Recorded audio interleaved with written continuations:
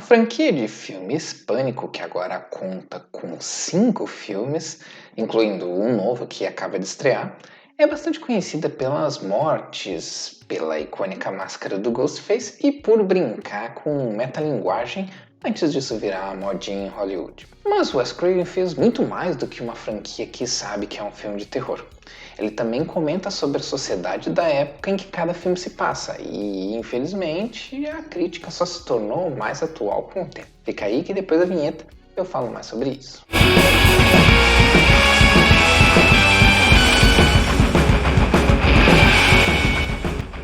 E aí galera, tudo certo? Eu sou o Algures e quem acompanha o canal há algum tempo deve saber que eu não gosto apenas de histórias de super-herói. Eu gosto bastante também de terror.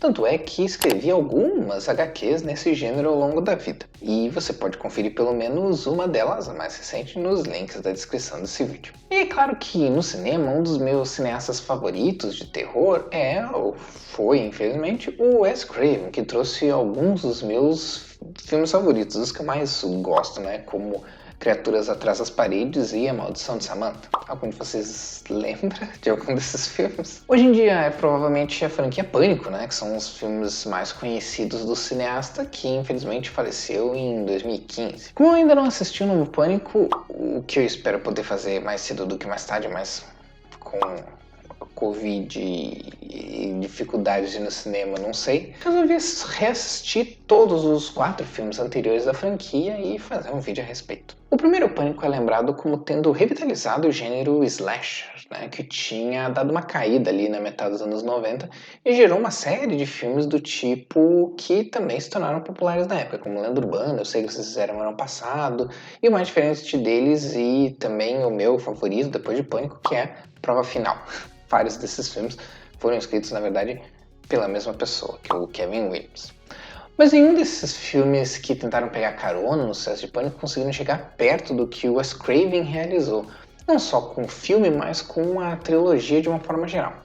E não só em termos de sucesso, mas também em termos de relevância da narrativa. Só para refrescar a memória de quem não é aficionado pela trilogia, o primeiro Pânico segue a história de Sidney Prescott, uma adolescente cuja mãe foi assassinada no ano anterior e que se vê no meio de uma série de assassinatos em sua pequena cidade, Woodsboro, provocada por um assassino com uma máscara branca de fantasma.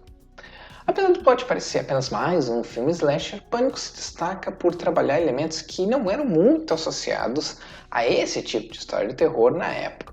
Ou quando eram associados a filmes desse tipo que eram ruins, ou filmes que eram cults demais e sem muito apelo popular. Primeiro, o filme trouxe um tom mais bem-humorado, né, de não se levar tanto a sério, bem antes de sucessos recentes que fizeram a mesma coisa, como A Morte Lhe Dá Parabéns ou Ready or Not, por exemplo. O que não era novidade, claro, no terror, né? Algumas das continuações da Hora do Pesadelo, que foi uma franquia que o próprio Wes Craven começou, deu o pontapé inicial, já estava navegando pelo humor, só que com resultados bem abaixo do esperado, digamos assim. Então a novidade, na verdade, era usar o humor no terror sem estragar a qualidade do filme. Outra coisa que Pânico fez, e que acabou sendo talvez o elemento pelo qual a franquia é mais conhecida, é a tal da autoconsciência, né? O que significa dizer que é um filme que sabe que é um filme e lembra a audiência desse fato de vez em quando durante toda a projeção. Essa autoconsciência vem na forma de metalinguagem, né? Começou a ser usada com mais frequência em Hollywood nos últimos anos, em blockbusters pelo menos.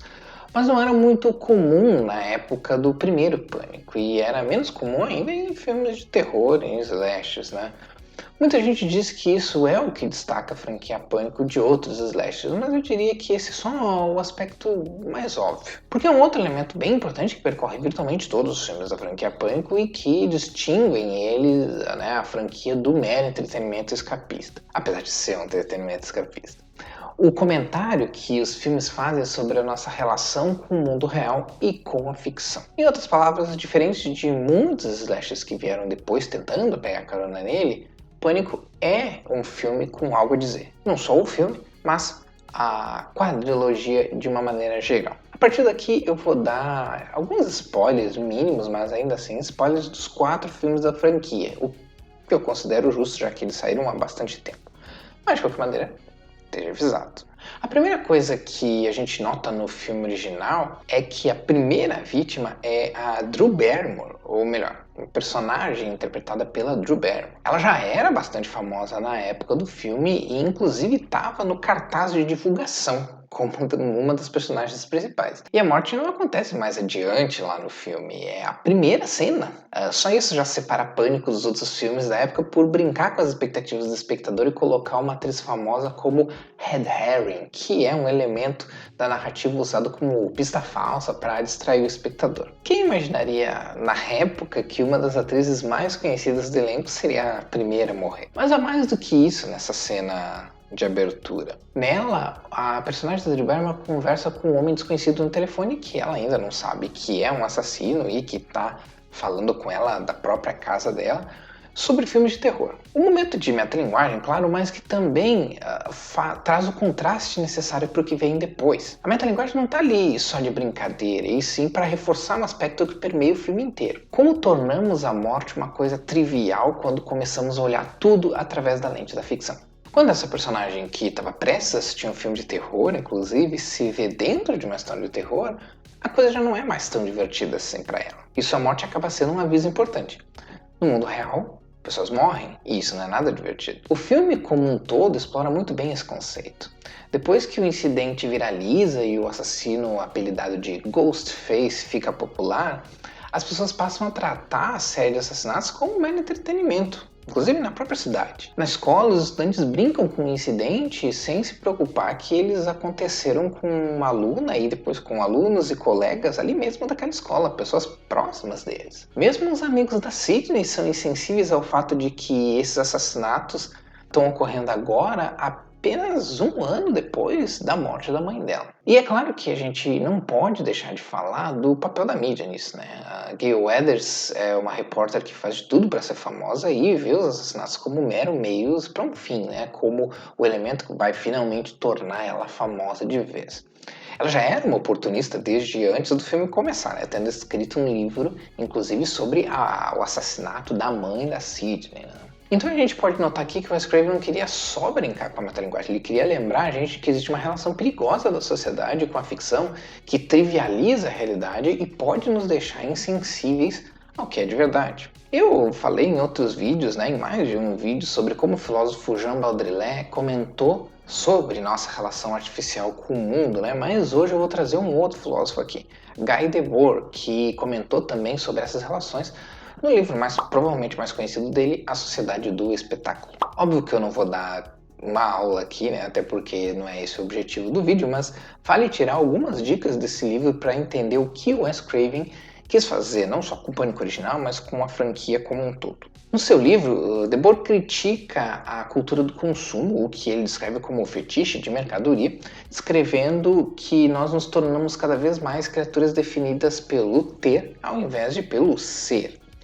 E ele vai além, explicando que essa cultura consumista transformou a sociedade e fez com que nossas relações deixassem de ser diretamente entre uma pessoa e outra, e sim que essas relações passaram a ser mediadas por imagens, especialmente imagens determinadas pela mídia de massa. O fetichismo de mercadoria não é uma invenção nova e nem uma invenção do Debord. Karl Marx também falava sobre isso, mas isso não vem ao caso pra gente. E é nesse ponto que o livro do Debord se conecta com o Pânico. No momento em que a população de Woodsboro vê os assassinatos apenas pelas lentes da mídia sensacionalista, mesmo tendo vivido, digamos assim, aqueles incidentes porque eles aconteceram do lado deles, né, na mesma cidade, ou seja, mediadas por imagens, né, existe uma dessensibilização dos eventos, porque eles passam a não parecer mais reais, e sim apenas um espetáculo, uma peça de teatro, ou um filme.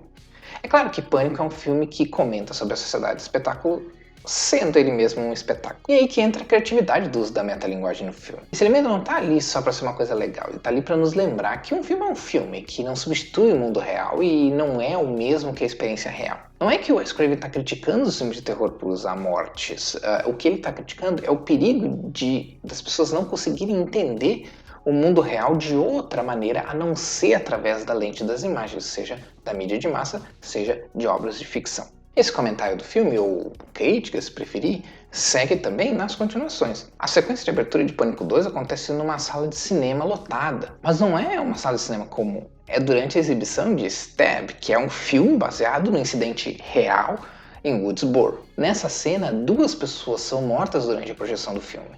Uma delas, inclusive, é morta no meio da plateia, junto ali das pessoas, e ninguém dá a menor importância porque acha que tudo aquilo faz parte do espetáculo. Não tem como o Wes Craven ser mais óbvio do que isso. A ficção baseada na vida real cegando as pessoas do fato de que algo está de fato acontecendo na realidade, literalmente do lado dessas pessoas. Lembrando que eu falei sobre as críticas do Alan Moore aos filmes de super-herói lá na segunda parte do vídeo que eu fiz sobre por que os super-heróis são tão populares atualmente? Muito do que ele comentou se aplica aqui, de certa maneira. Mas enquanto o foco do Moore é no uso da nostalgia para nos deixar dormentes quanto ao que acontece ao nosso redor, em Pânico 2, a ficcionalização do real esvazia a importância dos eventos que aconteceram de verdade e os transforma em meros instrumentos da narrativa. A consequência aqui é clara. Qualquer um que entende nossa tentação de se perder na ficção pode usar isso ao seu favor para manipular quem quiser. E a gente viu isso muitas e muitas vezes, especialmente nos últimos anos,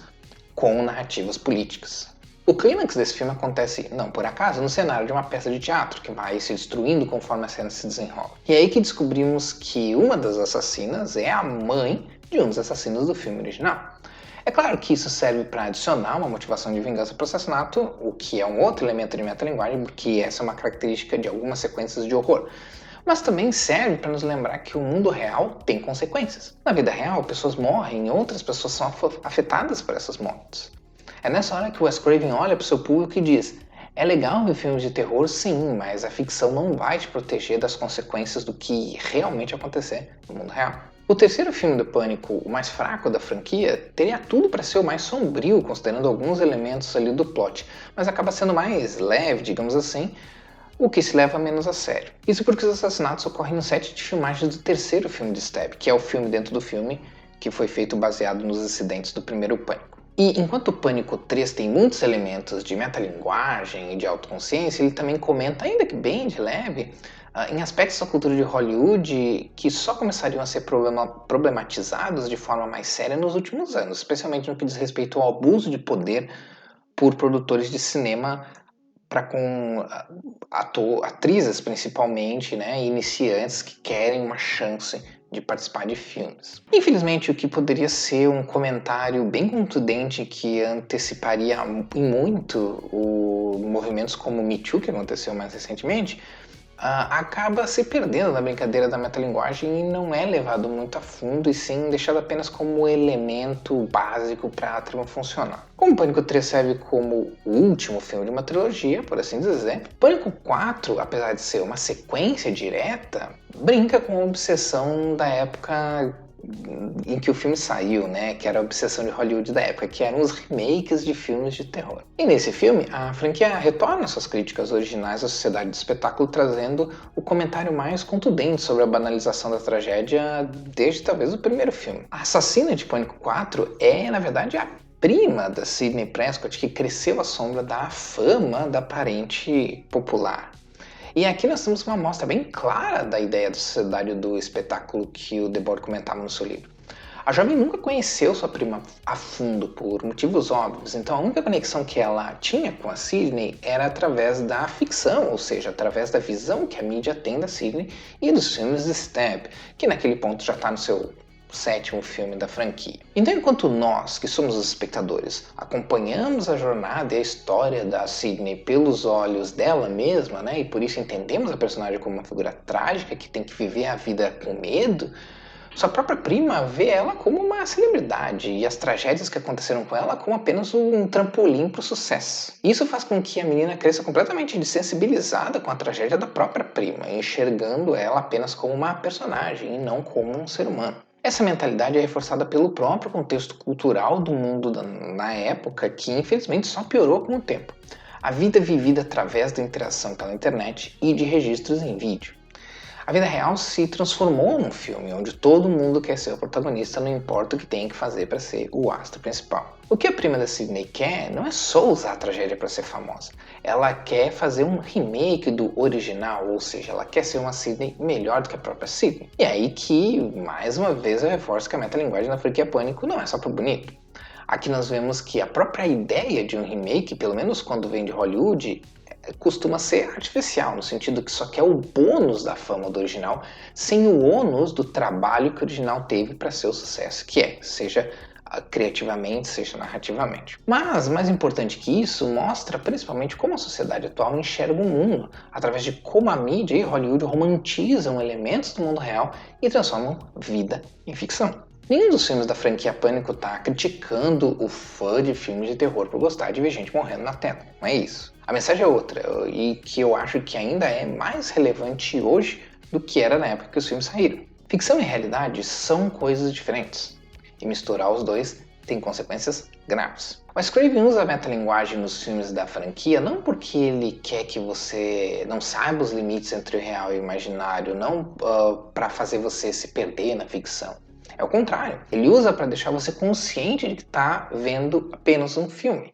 E que isso deve ser apreciado como tal. Filmes não são o mundo real e não devem ser tratados como reais, o que infelizmente está cada vez mais comum, especialmente se a gente usar como exemplo as várias comunidades tóxicas de fãs que parecem sempre ganhar muita força nas redes sociais. Desde que a pandemia começou, eu tenho pensado muito e me preocupado muito em como nossas relações têm se tornado cada vez mais artificial com o passar das décadas, mesmo bem antes da pandemia, e como a realidade hoje é, para cada um, uma ficção diferente. E é interessante notar que o Wes Craven usou a franquia Pânico para comentar sobre as distinções entre realidade e ficção anos antes que Matrix trouxesse esse tema de forma mais óbvia no filme original dele. Curiosamente, a franquia Matrix pega um pouco da cartilha do Wes Craven em Matrix Resurrections, justamente para comentar sobre a onda de revivals que trazem filmes antigos de volta, e também sobre como a noção do mundo real se tornou obsoleta, como eu comentei no vídeo que eu fiz sobre o filme novo de Matrix. Mas é claro que esse aspecto da franquia Pânico também não é nenhum conhecimento oculto, nem nada disso, eu sei.